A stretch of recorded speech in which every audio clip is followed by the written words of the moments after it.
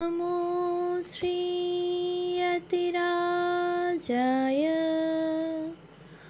विवेकानन्दसूरये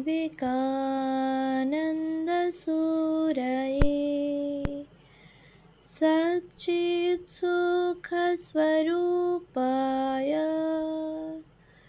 स्वामिने तापहारिणे। উদ্বোধন ১২৫। স্মরণে মননে বিশ্লেষণে গ্রন্থ থেকে পাঠ। পৃষ্ঠা সংখ্যা ১৪৫।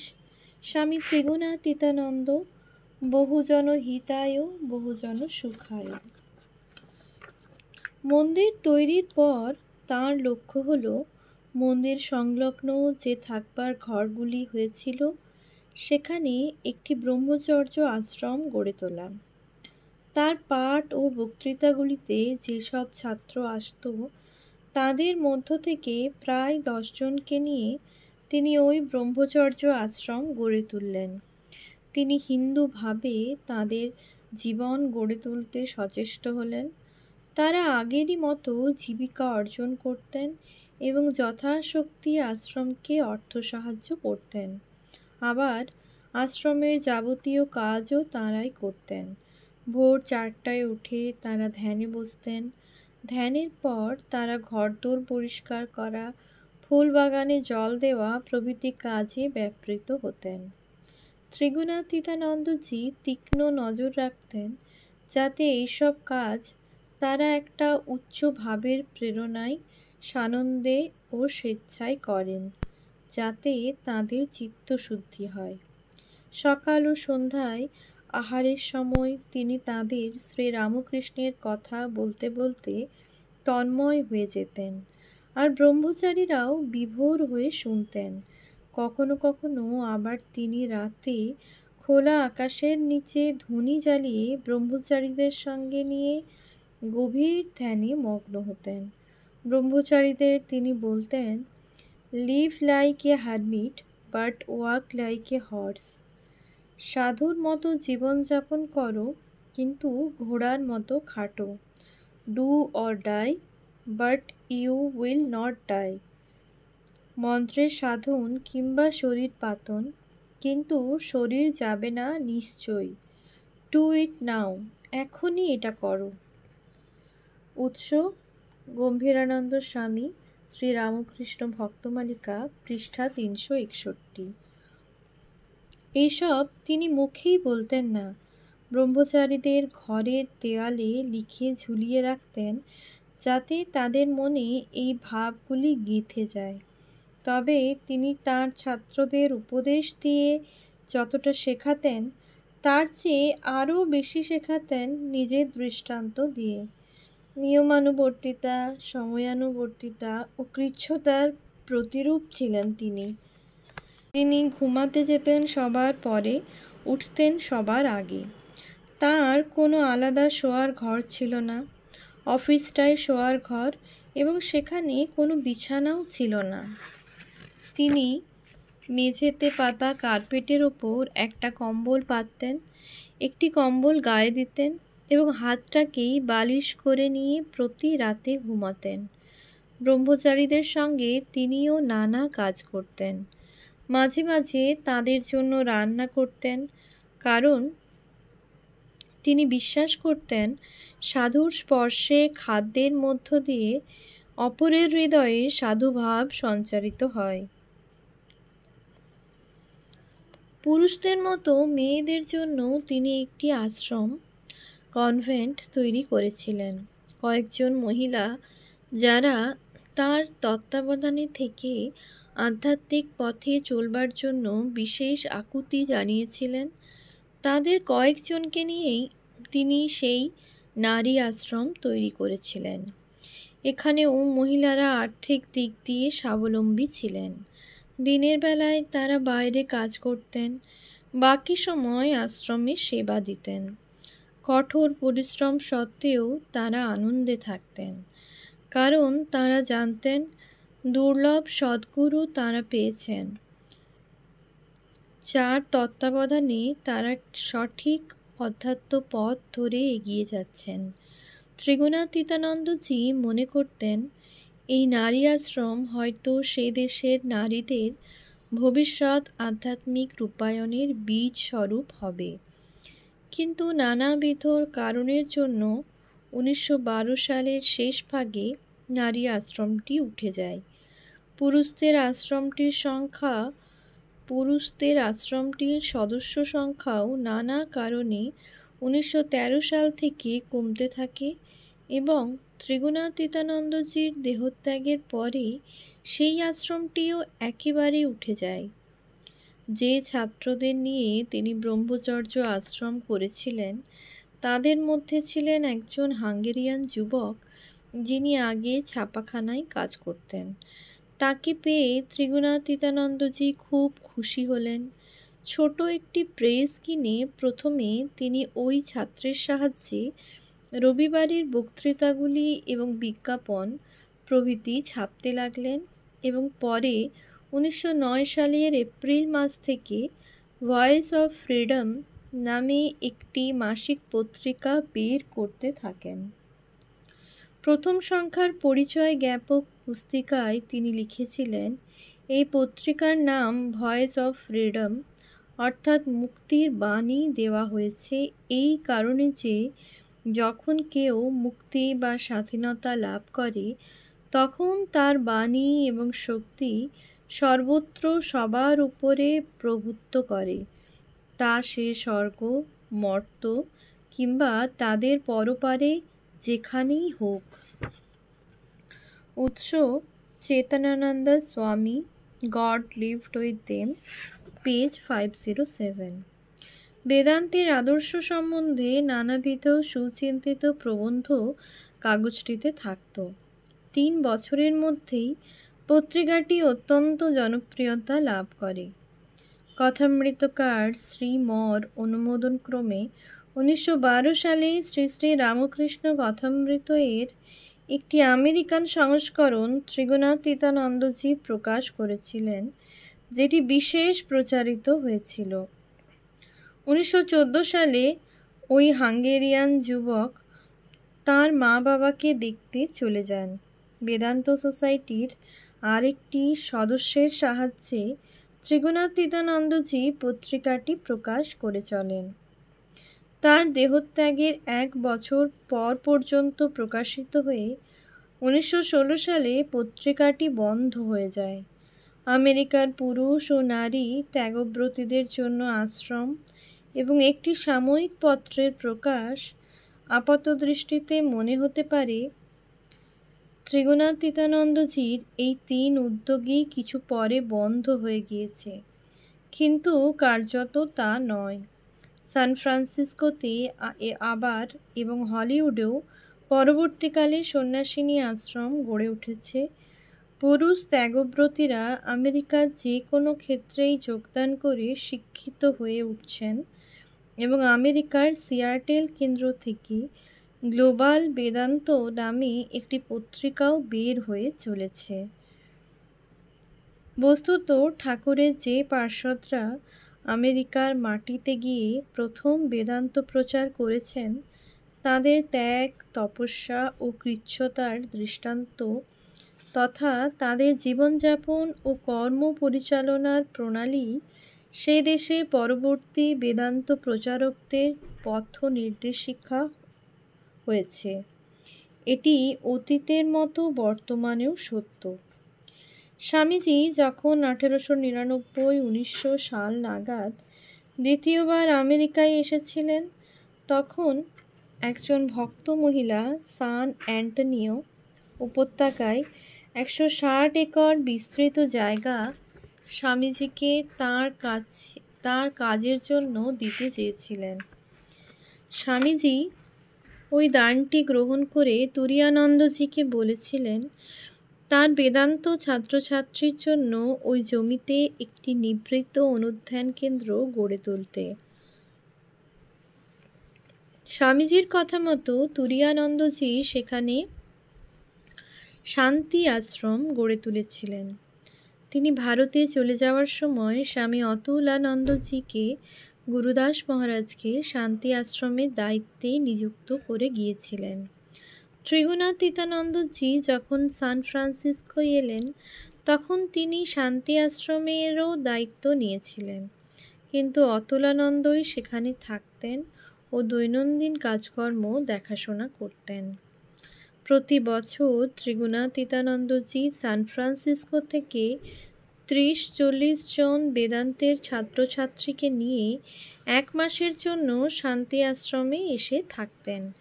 ভোর 3:45 থেকে রাত 10টা পর্যন্ত তিনি তাদের সাধন ভজন, কাজকর্ম ও কঠোর নিয়ম শৃঙ্খলায় ব্যাপৃত রাখতেন। যেমন তারা প্রতিদিন ধ্যান ও সমবেত স্তোত্রপাঠ করতেন, তার কাছে শাস্ত্র ব্যাখ্যা শুনতেন, তেমনি কাঠ কেটে ও জল বয়ে আনতেন, রান্না করতেন, ব্যবহৃত বাসনপত্র পরিষ্কার করতেন ও আশ্রমের সামগ্রিক রক্ষণাবেক্ষণ করতেন। পুরুষ ও মহিলাদের জন্য পৃথক বাসস্থান ছিল, খাবার টেবিলও ছিল আলাদা। এই কঠোর রুটিন ও নিয়ম যাতে কারো একঘেয়ে না লাগে, তিনি সেজন্য বুধ ও শনিবার বিকালগুলি ছুটি দিতেন। ত্রিগুণাতীতানন্দজি সেদিন রাত্রিবেলায় তাঁদের সঙ্গে গল্প করতেন। সেই গল্পের মধ্যে যেমন থাকত শ্রীরামকৃষ্ণ ও তাঁর নিজের আধ্যাত্মিক দর্শনগুলির কথা, তেমনি থাকত খাওয়া ও ভ্রমণ সংক্রান্ত তাঁর ব্যক্তিগত অ্যাডভেঞ্চারগুলি। মাঝে মাঝে রাত্রে একটি পাহাড়ের উপরে ধুনি জ্বালানো হতো। ছাত্রছাত্রীরা ধুনির চারপাশে গোল হয়ে বসতেন। খোলা আকাশের নিচে তাদের সঙ্গে বসে সারা রাত তিনি ধ্যানে অতিবাহিত করতেন। 1910 সাল থেকে ত্রিগুণাতীতানন্দজির শরীর খারাপ হতে থাকে। বাত ও কিডনির অসুখে, রিউমাটিজম অ্যান্ড ব্রাইটস ডিজিজ তিনি ক্রমাগত ভুগতে থাকেন, কিন্তু কাজ একটুও কমান না। একজন যুবক শিষ্যকে সেই সময় তিনি বলেছিলেন, অত্যধিক দৈহিক যন্ত্রণার সময় ভাবি এই শরীর যাক, সব শেষ হয়ে যাক, কিন্তু শেষ তো হলো না। যখনই মনে পড়ে যে মায়ের কাজ করতে হবে, তখনই ইচ্ছাশক্তি প্রয়োগ করে শরীরটাকে ধরে রাখি। এই শরীরটা যেন একটা খোলসের মতো হয়ে গেছে, যে কোনো সময়ে এটা খসে পড়তে পারে। গত 3 বৎসর যাবৎ শুধু ইচ্ছাশক্তি দিয়ে একে ধরে রেখেছি। উৎস: গম্ভীরানন্দ স্বামী, শ্রীরামকৃষ্ণ ভক্তমালিকা, পৃষ্ঠা 365। ত্রিগুণাতীতানন্দজি অবশ্যই তাঁর চিরবিদায়ের পূর্বাভাস পাচ্ছিলেন। 1914 সালের 24শে ডিসেম্বর তিনি এক শিষ্যকে বলেছিলেন, তার মৃত্যুর পর তার মস্তিষ্কটি যেন বের করে নেওয়া হয় এবং কোনো বৈজ্ঞানিক প্রতিষ্ঠানকে দেওয়া হয় পরীক্ষা নিরীক্ষার জন্য। তার বিশ্বাস ছিল সাধারণ মানুষের মস্তিষ্কের চেয়ে একজন যোগী পুরুষের মস্তিষ্ক আয়তনে ও কর্মপদ্ধতিতে পৃথক হয়। তাই তিনি চেয়েছিলেন বৈজ্ঞানিকদের চোখে এই জিনিসটি ধরা পড়ুক। এইভাবে মৃত্যুর পরও তিনি সত্যের সেবা করতে চেয়েছিলেন নিজের দেহটির দ্বারা। উৎস: Chetanananda Swami, God lived with them, page 510511। 25শে ডিসেম্বর 1914 তারিখে সকাল 6টা থেকে রাত 9টা পর্যন্ত সারা দিন তিনি যীশুখ্রিস্টের পূজা উপাসনায় নিজেকে নিয়োজিত রাখলেন। সারা দিন ব্যাপী যীশুখ্রিস্টের স্মরণ, মনন, ভজন এবং বাইবেল পাঠ করে কাটালেন। 3 বার তিনি যীশুখ্রিস্টের জীবন ও বাণীর উপর আলোচনা করলেন, সকাল 11টায়, দুপুর 3টায় ও সন্ধ্যা 6টায়। যিনি স্বয়ং ভগবানের অবতার, সেই যীশুখ্রিস্টকে সারা দিন স্মরণ, মনন, উপাসনা করে চলেছেন ভগবানের আরেক অবতার শ্রীরামকৃষ্ণের সন্তান। এই এক অদ্ভুত ঘটনা। যারা সেদিন উপস্থিত ছিলেন তাদের প্রত্যেকেই এই দিব্য অভিজ্ঞতা স্মরণে রেখেছিলেন। ঠিক একইভাবে তিনি একবার শ্রীরামকৃষ্ণের জন্মতিথিতেও সকাল 6টা থেকে রাত 9টা পর্যন্ত শ্রীরামকৃষ্ণের পূজায় কাটিয়েছিলেন। উৎস IBID পেজ 506511। তার কাছে শ্রীরামকৃষ্ণ ও যীশুখ্রিস্টে কোনো প্রভেদ ছিল না। হয়তো যীশুখ্রিস্টরূপী শ্রীরামকৃষ্ণকে এইভাবে স্থূল শরীরের শেষ আনুষ্ঠানিক অর্চনা করে নিলেন 1914 25শে ডিসেম্বর তারিখে।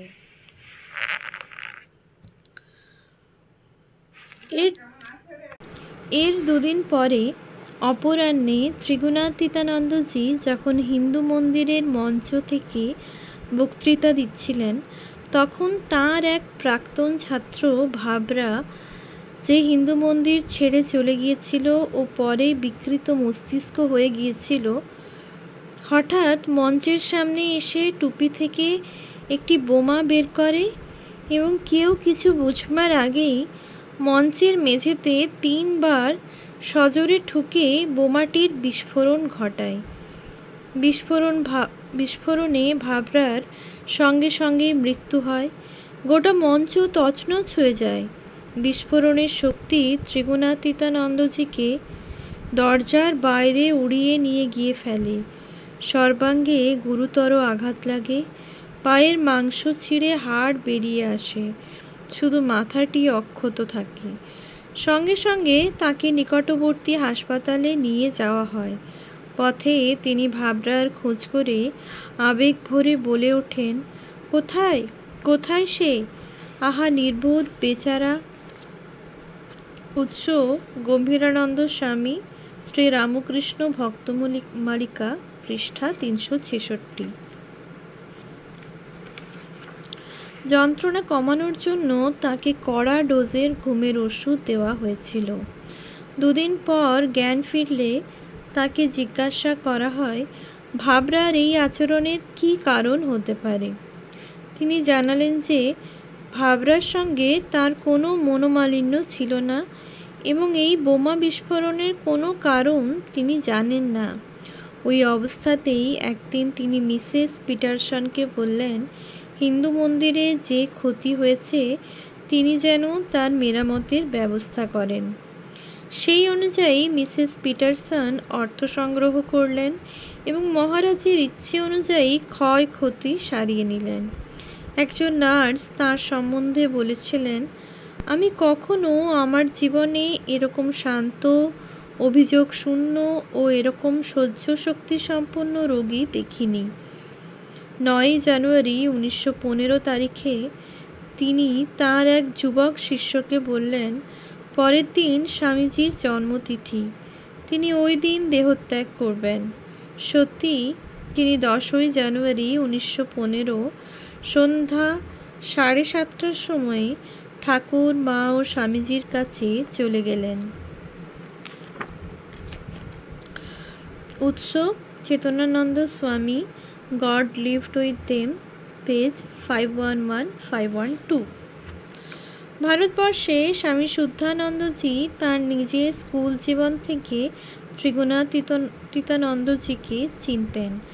তারপরও ত্রিগুণাতীতানন্দজির আমেরিকা চলে যাওয়া পর্যন্ত দীর্ঘ সময় তিনি তার ঘনিষ্ঠ সঙ্গ করেছেন। তার সম্বন্ধে শুদ্ধানন্দজির মন্তব্য এই রকম, অন্য সন্ন্যাসীদের সঙ্গে স্বামী ত্রিগুণাতীতানন্দজির পার্থক্য ছিল এইখানে যে তিনি বালকদের সঙ্গেও বন্ধুর মতো ছিলেন এবং তাদের সঙ্গে হেসে রঙ্গরস করে ভালোবাসা দিয়ে তাদের সব দ্বিধা সংকোচ ভেঙে দিতেন। তিনি বলতেন, তোমরা যদি ধূমপানও করো আমার সামনে করো, কোনো কিছু লুকিও না, যা কিছু করবে আমার সামনে করো। তিনি এতই বন্ধুত্বপূর্ণ ছিলেন যে সব ছেলেরাই তাকে ভালোবাসত। গৃহীদের সঙ্গেও তিনি সহজভাবে মিশতেন। যেখানে অন্য সাধুরা তাদের থেকে দূরে থাকতেন, তিনি মেয়েদের দেখিয়ে দিতেন কোনো একটা বিশেষ রান্না কিভাবে রাঁধতে হবে। পাড়ার ছোটরা অসুস্থ হলে তিনি তাদের সেবা করতেন। তিনি এতই ছোটদের ভালোবাসতেন। ভগবান যে কদিন তাকে আমাদের মধ্যে রেখেছিলেন তাতে আমি দেখেছি তিনি সর্বদা ছিলেন স্নেহময়, অপরকে সাহায্য করতে উন্মুখ। তার উপস্থিতিতে সর্বদা শুধু আনন্দ ও আশীর্বাদের বাতাবরণ বিরাজ করত এবং সব রকম দুঃখ, কষ্ট, অশুভ ও হতাশার ভাব অদৃশ্য হয়ে যেত। উৎস: bark, Mary Louise, Swami Trigunatita, his life and work, page 42। সান ফ্রান্সিসকোয় আসার পর থেকে হিন্দু মন্দির নির্মিত না হওয়া পর্যন্ত মিস্টার অ্যান্ড মিসেস পিটারসনের বাড়িতে থেকেই ত্রিগুণাতীতানন্দজি বেদান্ত সোসাইটির সমস্ত কাজ করতেন। চিরকাল এই দম্পতি ছিলেন ত্রিগুণাতীতানন্দজি তথা হিন্দু মন্দিরের সহায়ক ও পৃষ্ঠপোষক। ত্রিগুণাতীতানন্দজির দেহত্যাগের 1 বছর পর তাঁর জন্মদিনে 30শে জানুয়ারি 1916 তারিখে মিস্টার কার্ল পিটারসন যে স্মৃতিচারণা করেছিলেন তাতে পাশ্চাত্যবাসীদের কাছে স্বামী ত্রিগুণাতীতানন্দজি কীভাবে প্রতিভাত হয়েছেন তা পরিস্ফুট হয়েছে। সেই স্মৃতিচারণার কিছু অংশ। এই বক্তব্য এমন একটি মানুষের স্মরণে যিনি ছিলেন সর্বাপেক্ষা শক্তিশালী চরিত্রের অধিকারী, যিনি ব্যর্থতা কথাটির মানে জানতেন না, যিনি ছিলেন পরিপূর্ণ সত্যবাদী, যিনি কোনো মানুষ বা কোনো কিছুকে কখনো ভয় করতেন না, যার প্রতিটা কাজ আমাদের কাছে সেই কাজ যেরকমই মনে হোক না কেন একটি মহৎ লক্ষ্যের জন্যই নিবেদিত, এবং তা হলো তার ছাত্রছাত্রীদের শিক্ষা। যে কেউই স্বামীজির শিক্ষণে ছিলেন তিনি জানেন তার ছিল একটি দয়ালু হৃদয়, অত্যন্ত দয়ালু হৃদয়।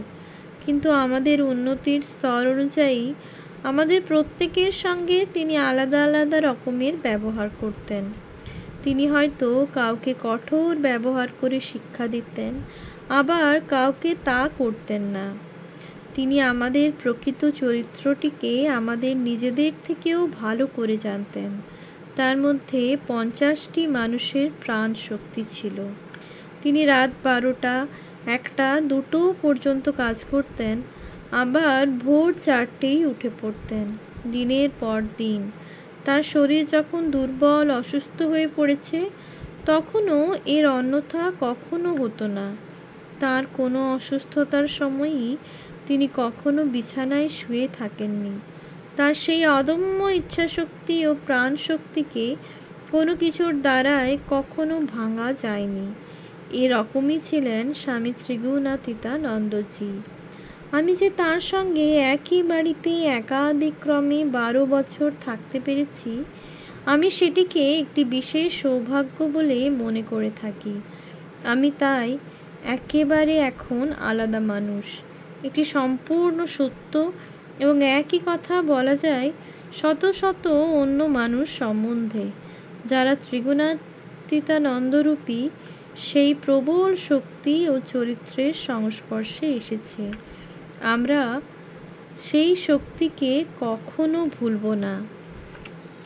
উৎস: IBID, পেজ 306-307।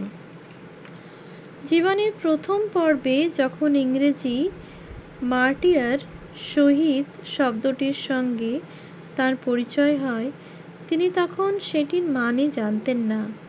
অর্থটি বুঝিয়ে বলা হলে তিনি বলেছিলেন তার বড় ইচ্ছা শহীদ হবেন। উৎস: উদ্বোধন, মাঘ 1404, পৃষ্ঠা 50। ঠাকুর তার সেই ইচ্ছা পূরণ করেছিলেন কি মহিমময় রূপে। ওম শান্তি শান্তি শান্তি। হরি ওম তৎসৎ। श्रीरामकृष्णार्पणमस्तु।